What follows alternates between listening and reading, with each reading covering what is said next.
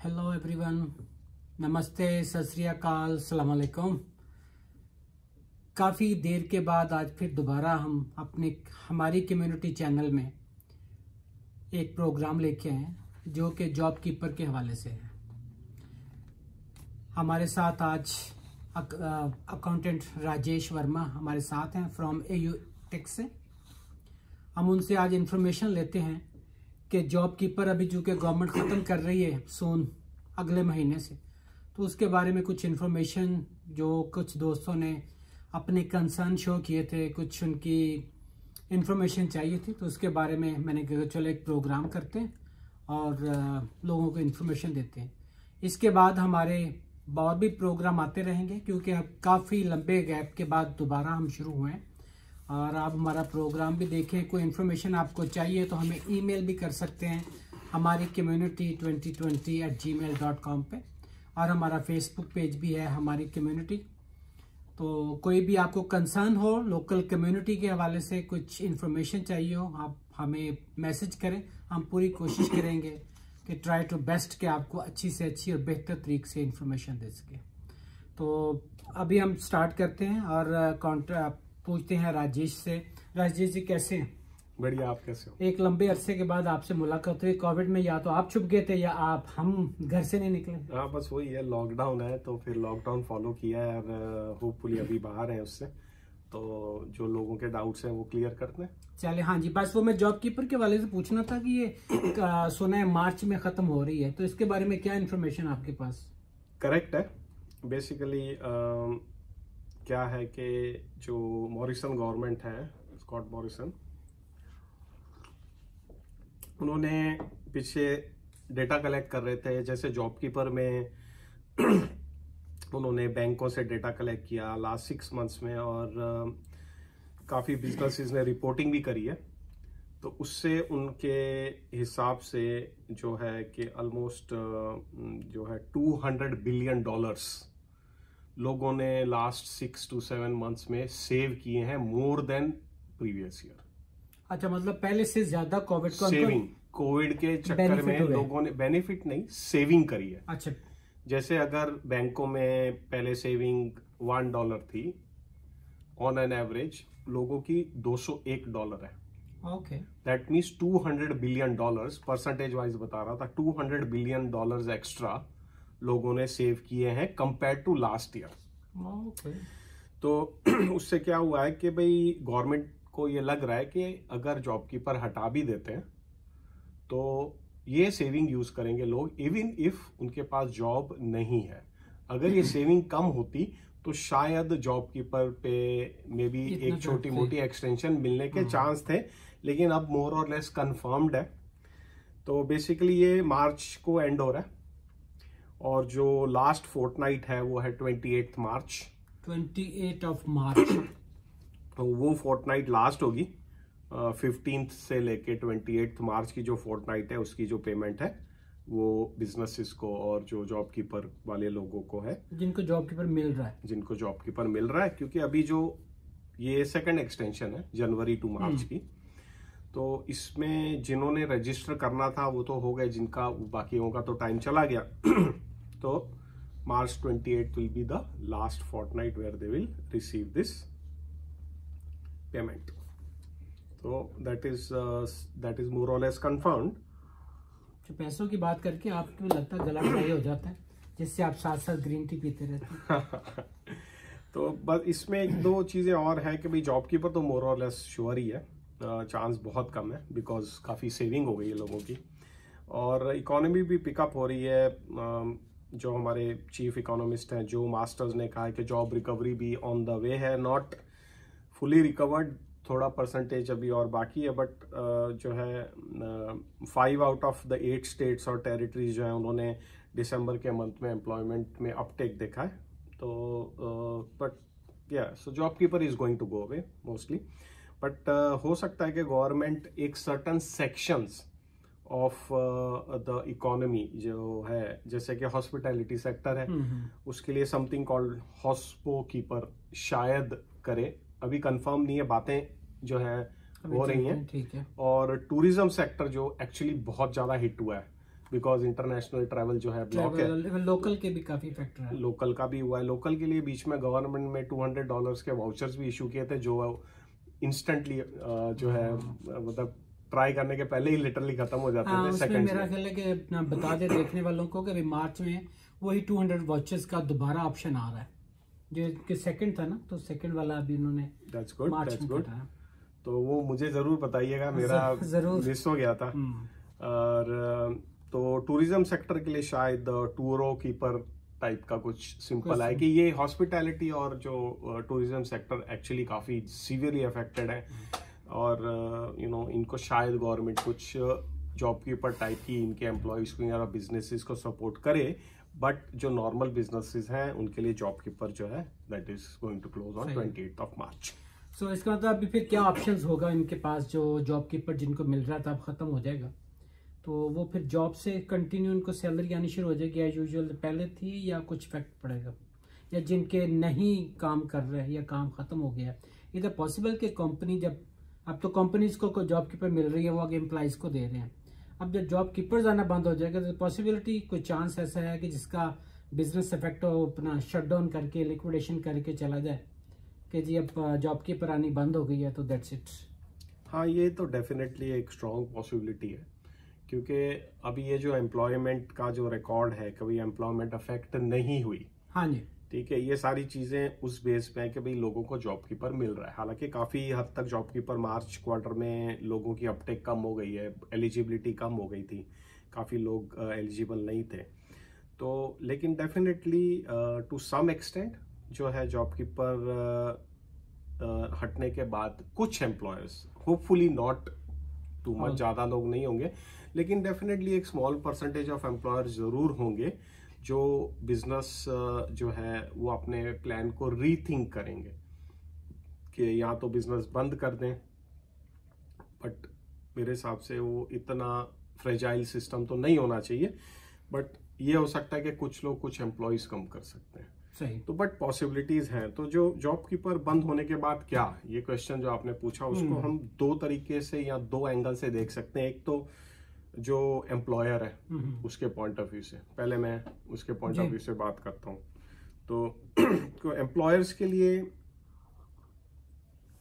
देखिए दो चीजें हैं, मार्च में बंद हो रहा है, तो एक क्वेश्चन आपने मेरे को पहले भी पूछा था फेसबुक पर कि बंद होने के पहले कुछ ऐसे स्टेप्स हैं जो एम्प्लॉयर्स को लेने चाहिए। तो ये फेसबुक पे जब हमने लाइव किया था तब आपने पूछा था मेरे को जी, तो वो मैं एक बेसिकली बता देता हूँ। तो इसमें जो है जॉब कीपर एज आप जानते ही हैं कि भाई कम होता जा रहा है। भाई पहले 1500 था सितंबर तक, फिर सितंबर में 1000 हो गया, और basically that has now come down even further. तो अब जो 28 मार्च को जो बंद हो जाएगा तो उसमें दो चीजें होती हैं। एक एम्प्लॉयर के पॉइंट ऑफ व्यू से जो वो पहले करना चाहता है या नहीं आता, ये क्वेश्चन जो आता है उसमें। अब कोई एम्प्लॉयर को ये पता है, समझो एक छोटा बिजनेस है, उसको पता है कि भाई मेरे को लेट्स से अभी एक उसके 2 एम्प्लॉयज हैं and he is getting a certain amount of money, और उसको पता है कि ये मेरे बिजनेस को सपोर्ट कर रहा है, बट 28 मार्च के बाद ये पैसा बंद हो जाएगा और मैं इस एम्प्लॉय को अफोर्ड नहीं कर पाऊंगा, क्योंकि बिजनेस है, बिजनेस बंदा आगे सोचता है, उसको पता है कि हाँ मेरे बिजनेस से इतनी इनकम आ रही है और ये एम्प्लॉय को मैं अफोर्ड नहीं कर पाऊंगा, या तो मेरा बिजनेस बंद करूंगा या मैं खुद करूंगा।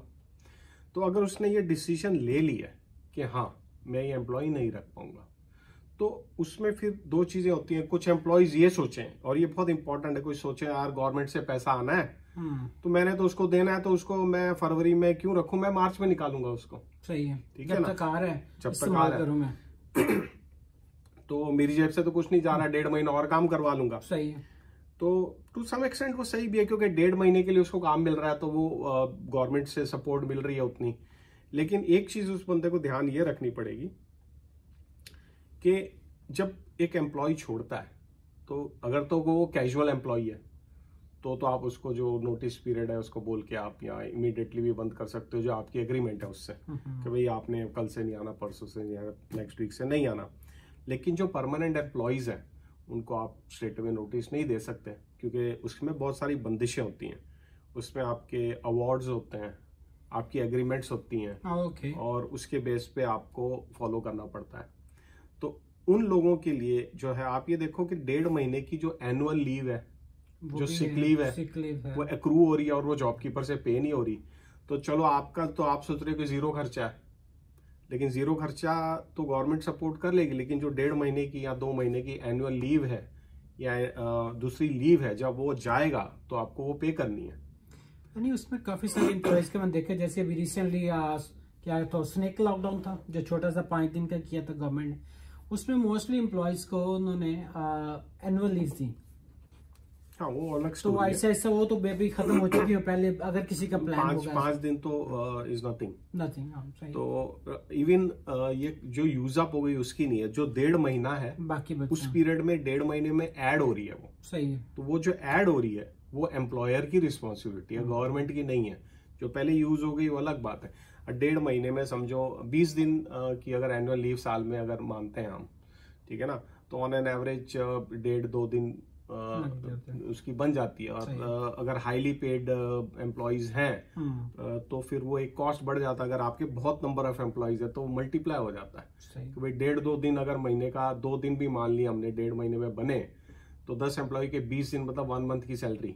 तो एडिशनल बजट करना पड़ेगा, एक एडिशनल कॉस्ट है बिजनेसेस पे। तो अगर आपको लगता है कि आपने ये काम बंद ही करना है और ये नहीं चल पाएगा, सिर्फ जॉब कीपर पे बेस पे चल रहा है, तो ये चीज आपको ध्यान में रखनी। मैं ये नहीं कहता कि आप एम्प्लॉय को निकाल दो, क्योंकि आपको बेनिफिट तो मिल ही रहा है, बट ये फैक्टर इन करें आप। एक तो ये होगा कि बेसिकली जो है, दूसरा जो क्या होता है कि भाई आप देखें कि जो लॉन्ग सर्विस लीव होती है, ओके, जो एम्प्लॉयज परमानेंट हैं, 7 ईयर से ज्यादा काम कर रहे हैं, तो एनुअल लीव के अलावा लॉन्ग सर्विस लीव भी अक्रू होती है। तो that is another factor that they have to basically consider, जो छोड़ना चाहते हैं। तो coming back to your original question के ऑप्शंस क्या हैं, ऑब्वियसली सब यही जानना चाहते हैं कि ऑप्शंस क्या हैं। तो let's take from the employer, from business point of view. जो एम्प्लॉय करेगा किसी को, तो ऑब्वियसली वो बिजनेस जो है रन कर रहा है। तो अभी तक जो है वो एक फैक्टर उनके पास इंस्टेंट एसेट राइट ऑफ वाला अभी भी कंटिन्यू हो रहा है, ये साल तक तो है ही है, जून तक। तो बेसिकली उसमें ये है कि 150,000 की जो एग्जाम्पशन है एसेट्स के ऊपर, तो वो अभी कंटिन्यू हो रही है, subject to certain conditions everything. And obviously as हमारे सारे प्रोग्राम में हम कहते ही हैं कि कोई भी इंफॉर्मेशन जो हम यहाँ देते हैं वो मोस्टली जनरल इन नेचर होती है। अगर आपको कोई स्पेसिफिक उस पर एक्शन लेना है तो डेफिनेटली आप हमारे से कांटेक्ट कर सकते हो, ताकि हम आपके केस के हिसाब से, आपकी सिचुएशन के हिसाब से आपको गाइड कर सकें। सही है। तो सही है, सबका वेरी करते हैं सिचुएशन भी। हाँ, क्योंकि कई बातें जनरल होती, सबको एप्लीकेबल नहीं होती, और बहुत सारे लूप होल्स होते हैं। तो जनरल आइडिया है, तो इसको इन्फॉर्मेशन उस तरीके से लेके आप अपने क्वेश्चंस हमें दें, हमें मिले, तो we can come down to specific points. तो सबसे पहले तो इसमें है जो इंस्टेंट एसेट राइट ऑफ है, मतलब अगर आपने $150,000 तक का कोई एसेट परचेज किया जो बिजनेस से रिलेटेड, ये कंडीशन तो है ही कि it should be a business asset. जैसे किसी ने कोई ट्रक लिया, 150,000 का लिया, तो नॉर्मली हम उसको डेप्रिशिएट करते हैं हर साल में, 5 साल में, 6 साल में, 7 साल में, depending on the type of equipment. तो अब आप एक एग्जांपल देखें कि एक बंदे की इनकम एक साल की 150,000 हुई, सही है, उसने 150 का ट्रक ले लिया, सही, ठीक है, उसके बाद जेब में कुछ नहीं बचा। लेकिन नॉर्मल केस में क्या होता है, हम उसकी इनकम 150 लेंगे और जो ट्रक का कॉस्ट है 30,000 कम करेंगे, तो हम बोलेंगे वो तेरी 1,20,000 की इनकम है, उस पर तू टैक्स भर। तो 1,00,000 की इनकम पे टैक्स भरेगा 35-40,000, उसकी जेब में कुछ नहीं है। क्यों? क्योंकि जो ट्रक की एग्जेम्पशन है उसको अगले सालों में मिलेगी, अगले सालों में बेनिफिट मिलेगा, लेकिन आज उसकी कैश फ्लो नहीं है। तो उस चक्कर में, कैश फ्लो ना होने के चक्कर में कई बिजनेसेस इन्वेस्ट नहीं करते। तो इससे एक तो बिजनेस इन्वेस्टमेंट होगी, इसकी इन्वेस्टमेंट ये है कि 150 की इनकम हुई, 150 का एसेट हुआ और जो है खत्म हो गया, तो कैश फ्लो अफेक्ट नहीं होती, क्लेम पूरा हो जाता है, तो उससे इकोनॉमी को पिकअप होगा। तो 150 की एसेट की एग्जेम्पशन है, बट एक गलती बहुत लोग करते हैं और ये इंपॉर्टेंट है, मैं बताना चाहूंगा कि लोग गाड़ियां सोचते हैं कभी मैं 150 की गाड़ी ले लूं लग्जरी और 150 में क्लेम कर लूं। और ये मैंने बहुत लोगों में ये गलतियां देखी हैं कि उनको बेसिकली ये रियलाइज नहीं होता कि जो लग्जरी कार की जो लिमिट है वो सिर्फ 57,000 समथिंग की है। That's it. और उसमें भी हम बिजनेस परसेंटेज अलाउ करते हैं। तो अगर आपने 1 लाख की गाड़ी ली है तो जीएसटी आपको 57,000, लेट्स से 50,000 अगर आपकी बिजनेस 100% है, ठीक है, 100% तो लग्जरी कार को लेते ही नहीं पहली बार। सही है, ठीक है ना। तो क्योंकि वो घर पे पार्क होती है, तो अनलेस कोई हॉस्पिटैलिटी या लिमोजिन है, हायर कार है, तो वो उनके ऑफिस वेंडर के वहां पर होगी, तो उस केस में 100% मान सकते हैं, बट नॉर्मली अदरवाइज नहीं होती। तो 57 का बिजनेस परसेंटेज निकालने के बाद जो बचता है 40, 45 व्हाटएवर, उसके ऊपर जीएसटी आएगी और सिर्फ वो आपका इंस्टेंट एसेट राइट ऑफ में क्लेम होगा। तो आप 1 लाख की गाड़ी लेके सोचे मेरा 1 लाख की इनकम कम हो गई, नहीं, प्रॉबली अराउंड 40,000 की कम होगी, 40-45,000। ठीक है, तो ये इंपॉर्टेंट है, डिसीजन लें आप अपने अकाउंटेंट से बात करें कि भाई मेरा 1.5 लाख लेके आप गाड़ी ले लें और फिर आपको रियलाइज हो कि नहीं उतना फायदा नहीं हुआ, तो प्लीज इंश्योर दैट। ठीक है ना। तो that is one thing that you have to take care. तो उसके बाद एम्प्लॉयर्स के लिए जो है there is one very big benefit, that is job maker hiring credit. सही है। तो अब ये जो जॉब मेकर, अब ये इन्होंने इतना कंफ्यूज कर दिया, job seeker, job keeper, job maker. ठीक है, तो जॉब मेकर हायरिंग क्रेडिट ये नवंबर में लॉ पास हुआ था। सही है।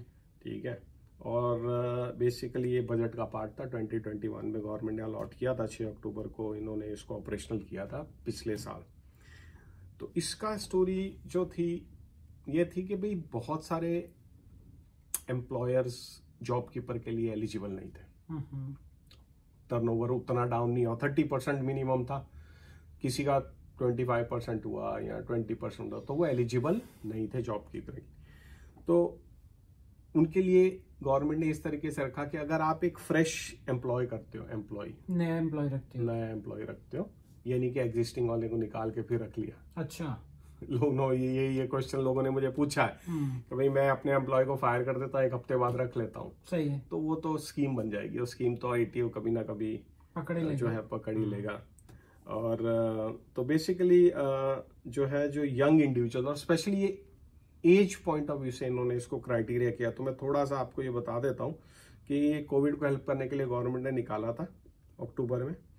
तो अगर आप जो है 16 ईयर्स टू 29 ईयर्स के एम्प्लॉय को रखते हो, सब्जेक्ट टू ऑफकोर्स वो न्यू एम्प्लॉय हो, 16 टू 29 के, ठीक है, और वो आपसे रिलेटेड ना हो, फैमिली, बीवी को रख लिया, ओके, भाई को रख लिया, वो तो नहीं, वो फिर वो स्कीम हो गई, कंसीडर नहीं होता उसमें। एक बार कंसीडर कर भी ले तो कभी ऑडिट होगा तो वो फिर, क्योंकि एड्रेस सेम है, ABN, बहुत सारी चीजें कहीं ना कहीं से कैच हो ही सकता है इसमें। सही है। तो बेसिकली अगर 16 टू 29 अगर आप उसको एम्प्लॉय करते हो, minimum of 20 hours, minimum 20 hours a week. हाँ जी, और $200 के ऊपर उसकी पे होनी चाहिए वीकली, तो इतना आए उसको। तो बेसिकली मतलब 20 आवर्स मतलब मिनिमम वेज के हिसाब से आए, तो उसके लिए गवर्नमेंट $200 आपको पर वीक देगी। ओके, ठीक, बहुत ज्यादा नहीं है, लेकिन एटलीस्ट सम एक्सटेंड कवर करती है। तो 20 आवर्स पर वीक मिनिमम काम होना चाहिए, जो मिनिमम वेज रेट है वो मीट होना चाहिए। ठीक है, तो अगर हम उसको $20 एन आवर भी मिनिमम रेट को पकड़ते हैं, तो यू कुड से $400 जो है उसकी वेज बनी वीक की, तो गवर्नमेंट विल पे 200। तो that is also big help. आप fresh you can take people, और फ्रेश इन द सेंस वो आपके पास फ्रेश होने चाहिए, अनएम्प्लॉयड होने चाहिए। उसके क्राइटेरिया है कि वो उनकी स्टेटस क्या होनी चाहिए। ये नहीं कि अगर हम 2 कंपनियां लेके बैठे हैं, आपने अपने एम्प्लॉय को छोड़ दिया मेरे पास आ गया, मैंने अपना छोड़ दिया आपके पास आ गया। No, government is this time make some precautions. और अगर आपका एम्प्लॉय 30 और 35 की एज के बीच में है, आप उसको एम्प्लॉय करते हैं, तो government will pay $100 a week. Okay, ठीक है, तो उनके लिए भी जो है, और ये अक्टूबर तक चलेगी। तो ये स्कीम जो है अभी इस साल के अक्टूबर, तो स्टिल इसमें ऑलमोस्ट यू कुड से कि 8 महीने और पड़े हैं जिसको आप इसको बेनिफिट ले सकते हो, and you have not lost anything. क्योंकि ये स्कीम जैसे जो जॉब कीपर पे हैं उनके लिए एलिजिबल नहीं है। जब जॉब कीपर खत्म होगा उसके बाद जो है वो करेंगे। तो बेसिकली ये एम्प्लॉयज़ के लिए है। और इसमें जो आप एम्प्लॉयज़ की बात कर रहे हैं, इसमें उबर भी आ जाते हैं, क्योंकि उबर भी सेल्फ एम्प्लॉय है ना, और उनको भी जॉब कीपर मिलता भी है। हाँ, वो तो सोल ट्रेडर की एम्प्लॉय है, वो वेजेस, ये जो है वो अपने आप को एम्प्लॉय नहीं कर सकते वेजेस पे, तो ये उनके लिए एलिजिबल नहीं है। मतलब जो उनके लिए जो उबर चलाने वाले हैं या टैक्सी वाले हैं, they have a different rule. हाँ, तो अभी और इसमें मैं ब्रॉडली बता देता हूँ क्विकली कि जो एम्प्लॉयर जॉब कीपर कर रहे हैं वो ये नहीं ले सकते जॉब कीपर खत्म होने के बाद ही। जो बैंक करप्ट हो या गवर्नमेंट हो या कोई बैंक की लोन्स मेजर बैंक लेवी को सब्जेक्ट है या कोई सॉवरेन एंटिटीज है, वो एलिजिबल नहीं है। और बेसिकली इसमें मेन एम्प्लॉयर का भी क्राइटेरिया है कि भाई जो उनके एम्प्लॉयज़ हैं या जो लोग हैं उनका पेरोल की भी लिमिट्स हैं। सही, ठीक है, तो वो सारी चीज़ें उसमें देखनी है। एंड जो एम्प्लॉयज़ हैं उनका कंडीशन है कि भाई जो उनको ये 3 पेमेंट में से कोई ना कोई पेमेंट मिलनी हो रही चाहिए। पेरेंटिंग पेमेंट, तो अगर जैसे मैंने आपको बताया ना कि people can not exchange employees, कि अगर वो जॉब कर रहा है तो उसको नहीं मिलेगा, तो आपका जो एम्प्लॉय है वो लाजमी, ठीक है, वो या तो पेरेंटिंग पेमेंट ले रहा हो या यूथ अलाउंस ले रहा हो या फिर job seeker new starter payment, job seeker basically. तो गवर्नमेंट चाहती है कि वो जो पेमेंट ले रहे हैं वो आपके पास काम पे लगे और आपको $200 और $100 डिपेंडिंग ऑन द एज जो है ये बेनिफिट मिलेगा। तो एम्प्लॉयर्स के लिए इंस्टेंट एड्रेस राइट ऑफ और जॉब हायरिंग क्रेडिट जो है, ये 2 बेनिफिट्स मेन है। और एम्प्लॉयज़ के पॉइंट ऑफ व्यू अगर हम देखें तो एम्प्लॉयज़ के पॉइंट ऑफ व्यू जो बचता है बेसिकली ऑनेस्टली, क्योंकि वो बिजनेस नहीं है तो जॉब कीपर भी नहीं है, जॉब हायरिंग भी नहीं है, तो they can only basically go for job seeker new start with Centrelink. Depend on कि क्या कैटेगरी बनती है। अगर जॉब कीपर खत्म हो रहा है तो might be government think about job seeker. I think job seeker तो एक न्यू स्टार्ट का दूसरा नाम है, तो अगर जॉब सीकर नाम हट भी जाता है तो न्यू स्टार्ट तो ऑलवेज अवेलेबल था ही, तो people are not going to lose anything. तो वो उस चीज के लिए फिर लोगों की जो है एम्प्लॉयज की जो है इनकम देखी जाएगी, तो वो एक कैटेगरी है।